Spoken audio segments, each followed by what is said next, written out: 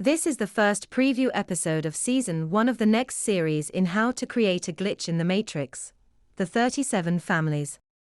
In this podcast, we will be talking about how the consensus reality is managed and by whom. Specifically what this means, in its practicality, and integrating our discussions of the earlier podcasts in this series. To start off, 37 families control the consensus reality. They manifest reality according to their expectations, through the verbalization of their emotions within any form of language, whether that be mathematics, written or spoken language. They carry this portion through ancestral lines, which they pass on to their offspring, through subconscious role assignments made during early development, i.e., in early puberty. These subconsciously assigned role assignments are archetypal, which is to say that they assign role-based archetypes to their offspring which provide a territorial privilege to a given set of impulses or thoughts. Effectively, the system works on a kind of feudalism. Individual families control given fiefs defined according to specific archetypal role assignments and the corresponding behaviors and rationalizations or verbalizations associated with those role assignments. Archetypes are affirmational to specific impulses, which means that those specified impulses are integrated into the conscious minds of the individuals involved. Other impulses, which are not so integrated, may be integrated if they are personal, i.e., characterized by a role assignment other than an occupational one. Impulses are of two kinds, concealed or self-conscious. Concealed impulses are negating, because they do not respond to affirmatory narratives when they come in contact with them. Self-conscious impulses respond to affirmatory narratives resulting in verbalization and actualization. Both concealed and self-conscious impulses do, however, generate an external world oriented to a person in a particular way. In other words, although impulses which are concealed are not verbalized or actualized, they still produce an arrangement of social actors within the system according to a particular orientation, just as self-conscious impulses produce said arrangement. The bare impulses, the concealed impulses, thus have the power to manifest a particular orientation of social actors, without the concomitant verbalization or affirmation of the impulse. In other words, concealed impulses generate the same structure to our external world as do self-conscious impulses, without generating a corresponding affirmational response in the other. It appears thus that self-conscious impulses are foundational to the structure of social communication, while concealed impulses generate a kind of shadow structure, which mirrors it. This makes sense, since this is probably where the shadow self arises, from the concealed impulses, generating a mirrored pattern within the social organization of the system. Now, since we know that 37 families control the consensus reality, we know that the shadow self of any given person reflects the concealed impulses of those 37 families.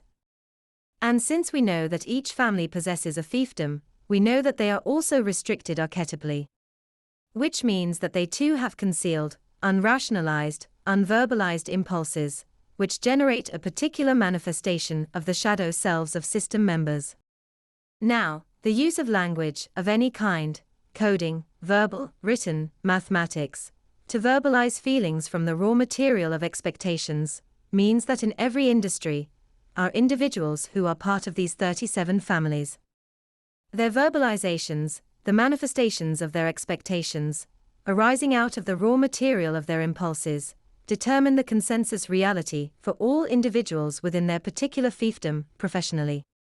They provide role assignments. They provide a structure to the professional experiences of industry members.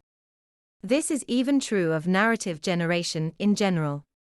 Since we know that the system is top-down, we know that the narratives, which are nascent at the local level, are fully formed within the global. Because these 37 families aggregate at the top of the food chain by default. Thus, in general, their production of narrative feeds down through the system, generating role assignments and affirmational content for the impulses of individual system members. Now, since we also know that concealed impulses do not respond to affirmatory narratives the same way as self-conscious impulses, we know that there must be a delivery system to eliminate concealed narratives, which are obstructing the effectuation of the expectations of the 37 families. This arises out of the mass media, films, and other forms of audio entertainment. They distribute the narratives of the 37 families, arising out of the writing branches of the family, who verbalize the concealed impulses generated by dissident family members.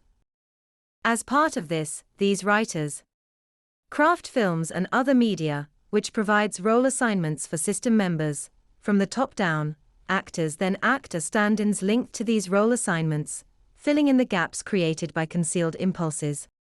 Let me give you an example. Suppose you are seated in your place of work. Suppose for a moment that you are verbalizing concealed narratives, which are antithetical to the affirmatory narratives of the 37 families.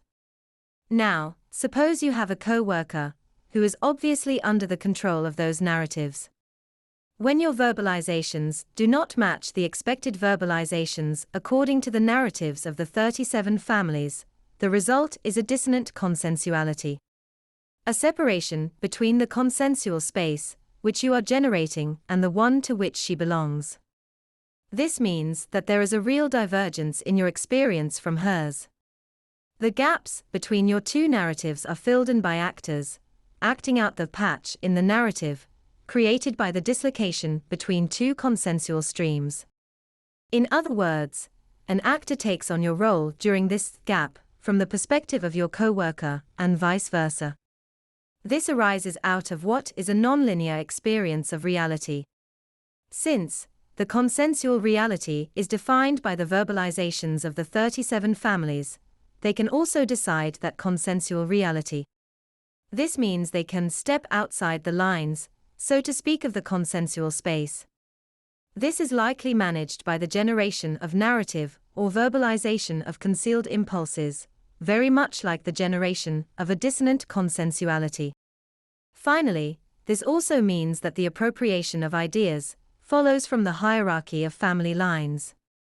It means that those who appropriate from you, those who are your lateral alters, are in fact cousins. Likewise, it also means that the generation of new ideas is severely restricted by verbalization. Since the consensus reality is managed by the 37 families, production of written or spoken language of any kind is managed as well, language being a fundamentally social endeavor. But it also shows us that the language chosen is fundamentally a question of expectation and defeating expectations. Many things can be done to impede expectation matching to the expectations of the 37 families. First and foremost of which is the verbalization of concealed impulses, experiences, which defy the expectations of the consensual space. Finally, it also means that these 37 fiefdoms are absolute, which means that particular verbalizations are part of particular families' fiefdoms, according to their role assignments. Which means that you can only effectively evade the expectations of particular fiefdoms by moving between them. The fissures created between the individual fiefdoms are the weakness of the system. In their division of intellectual space into distinct regions of verbalization, you can find cracks in the consensual space. The answer, in other words, to how to create a glitch is to produce narratives which are syncretic. That's the end of the podcast for today.